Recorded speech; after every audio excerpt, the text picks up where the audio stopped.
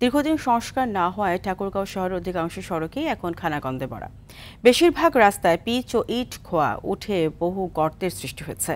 সামান্য বৃষ্টিতে তলিয়ে যাচ্ছে সড়ক, গর্তে পড়ে বিকল হচ্ছে গাড়ি। এসব সড়কে নিত্যদিন চলাচলকারীদের পোহাতে হচ্ছে অবর্ণনীয় দুর্ভোগ। কার্যাদেশ পাওয়া গেলে কাজ শুরু হবে বলে জানান পৌর প্রশাসক। ঠাকুরগাঁও থেকে সোহেল পারভেজের পাঠানো তথ্যচিত্রে বিস্তারিত জানাচ্ছেন সাকিব আল হাসান।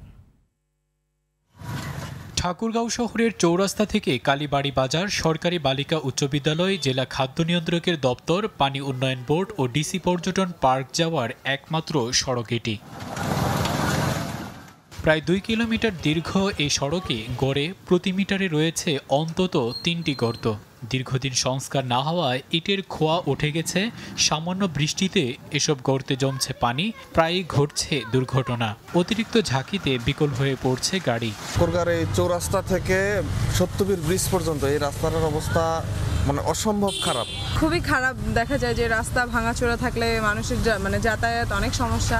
গাড়ি চালিয়ে যা আয় হয় অনেক সময় তা মেরামতি ব্যয় করতে হয়। আজকাল ডেলিভারি মহিলা লোক যাইতে পারে না, এমন অবস্থা হয়েছে।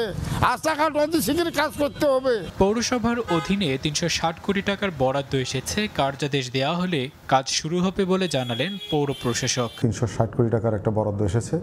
ইতিমধ্যেই দার্জিলিং রোড এইটার প্রায় 9 কিলো রাস্তা, ড্রেন এবং লাইটিংয়ের কাজের জন্য প্রায় 30 কোটি টাকার একটা টেন্ডার হয়েছে। কাজগুলো ধাপে ধাপে সম্পন্ন হবে। পৌরসভার 135 কিলোমিটার সড়কের মধ্যে পাকা সড়ক 85 কিলোমিটার। প্রথম শ্রেণীর পৌরসভা হয়েও অন্তত 50 কিলোমিটার সড়ক এখনও কাঁচা রয়ে গেছে।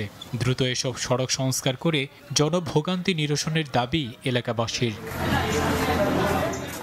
সাকিব আল হাসান, RTV।